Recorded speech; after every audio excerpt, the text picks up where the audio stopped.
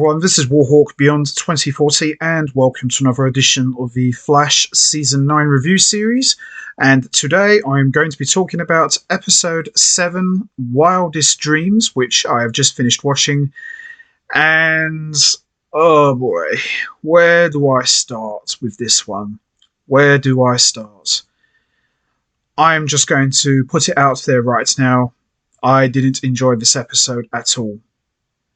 It was slightly better than episode 6, but not enough to save this one, I'm sorry to say. This is supposed to be the final season of The Flash. Every episode is supposed to be epic, leading up to the series finale. There shouldn't be this many fillers. Me and Geeker Beyond have talked about this before, as I've mentioned. Sometimes filler is good, but not too many. I didn't feel good about this one. Again, I really didn't.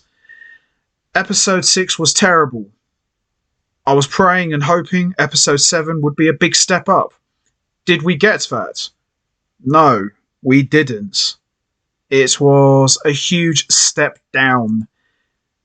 What is going on here? Help me out here, guys. Why is this happening? Even Smallville Season 10 wasn't that perfect, but it still had epic episodes. I'm not getting that here with The Flash Season 9. The Flash is my favourite show. Yes, it's had its ups and downs, but by and large, it's been mostly good. But what's going on? I mean, Season 8 was fantastic. You know, the Armageddon 5-part crossover was fantastic. There was good episodes after that. Yeah, a few were not so great, but by and large it was great. But this one, no. It was terrible. Not as terrible as episode 6, but still terrible. Quick shout out to William Linares, who has probably already seen this episode by now. He knows what I'm talking about. I would imagine he's seen this already, so I'm probably reading his mind right now, and he's probably read my mind already, or he knows what I'm going to say about this. And, you know, I've said this before. I try to be as impartial as possible. You know, I try to look for the good in episodes. You know, sometimes episodes are not that great. I try and find something good. This one did have some good points, I won't lie, but not enough to say this was a great episode. Was it slightly better than episode 6? Absolutely. But was it still good? No. Far from it. The Flash took a backseat to his own show again. Oh my god. This is getting old now, people. You know what I'm talking about. Last time I checked, this is The Flash's show. Not someone else. The Flash. You know, Scarlet Speedster, the fastest man alive. He wasn't even in this episode. Barry was in this episode for about, altogether, 2.5 minutes, 3 minutes at the most. Come on. This is ridiculous. Yeah. This was not good. Not good at all. Now, this episode featured an appearance from the Dreamer. This is the first time we've seen the Dreamer since Supergirl Season 6. Great to see her, but I felt this episode should have been part of Supergirl. Say like if Supergirl got Season 7, this episode would have fitted in perfectly in terms of storytelling and tone. It had no place on The Flash, I'm sorry to say, but I'm going to get into all of that in a moment. So, I don't want to do this, but I have to. I'm going to give a quick recap of what's happened so far, and then we're going to get straight into episode 7. Oh boy. Here we go.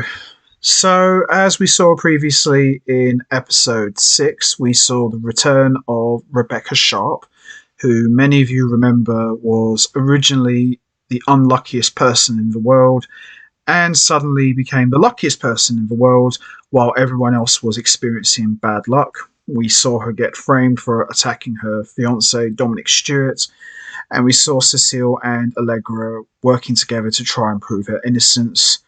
And we also see that Rebecca's ring is the one responsible for creating all of this bad luck.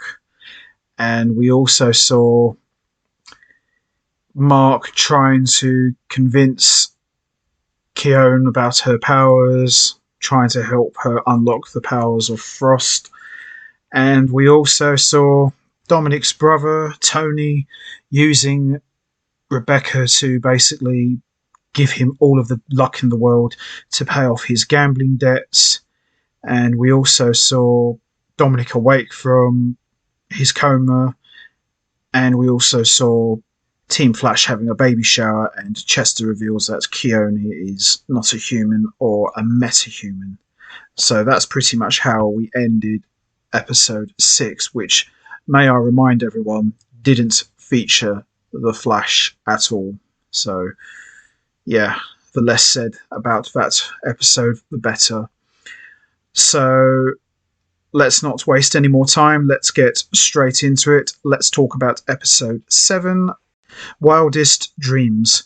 So this episode opens up with the Dreamer walking through what appears to be an abandoned warehouse when she is suddenly hit with a series of images of doom, such as crows, graves, and Black Widow spiders. And soon a group of people appear behind her with a hooded figure standing in the middle, and Dreamer says that she can't stop her now as she's this close. Dreamer prepares to battle this hooded figure, but they are able to remove her powers. Suddenly, Iris West appears out of nowhere and tells Dreamer that it's about control, and then Iris collapses. Nia suddenly wakes up in National City's jitters and realizes she needs to get to Central City. At CCM, Iris takes a call from Barry. She's working late at the office on a story and having cheese fries cravings. Allegra shows Iris the headline that she's come up with for the article Iris is writing on the Red Death, and it's exactly the headline of her Pulitzer-winning article on Barry's notes. Suddenly, Iris seems to be having doubts about her own destiny. At Star Labs, Keone seems to have unlocked her ice powers and spills something on Mark in the process, prompting him to take off his shirt, which leads to the two of them kissing, but it's actually a dream. Mark has fallen asleep on monitor duty. Chester and Keone show up to relieve him, but Mark invites Keone out for the day instead. Nia shows up at CCCM, and Nia tells Iris that she's her role model, as they recently had a night out with Ryan Wilder. Nia tells Iris about her recent efforts to take her powers to the next level, and then about her most recent dream and how her powers were erased. She thinks that the only person who can help her is Iris because she was also in the dream. Now, this is the part that confuses me a lot. We were told in Supergirl that the Dreamer is one of the most powerful aliens in the universe, and I was already under the impression that she had already unlocked her full power and potential back at the end of Supergirl Season 6. So explain to me exactly how Iris is the one to help unlock her full potential, because that never really was explained in this episode. Very, very confusing. While they're sitting there, Nia gets an image of the hooded figure, and suddenly both she and Iris are knocked out. They end up in a dream where Nia is a police officer and Iris is the captain of the police force. This is Iris's dream. Nia is trying to figure out what is going on, as well as how to wake them up. But she can't.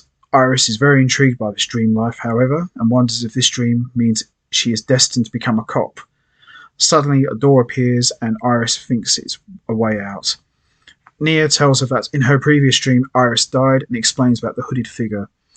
Nia thinks the hooded figure can only kill in dreams, so Nia thinks they need to be extra careful. They go through the door, and suddenly they are working at jitters, as are Barry and Chester. In the outside world, Barry shows up at CCM to bring cheese fries and finds both Iris and Nia asleep.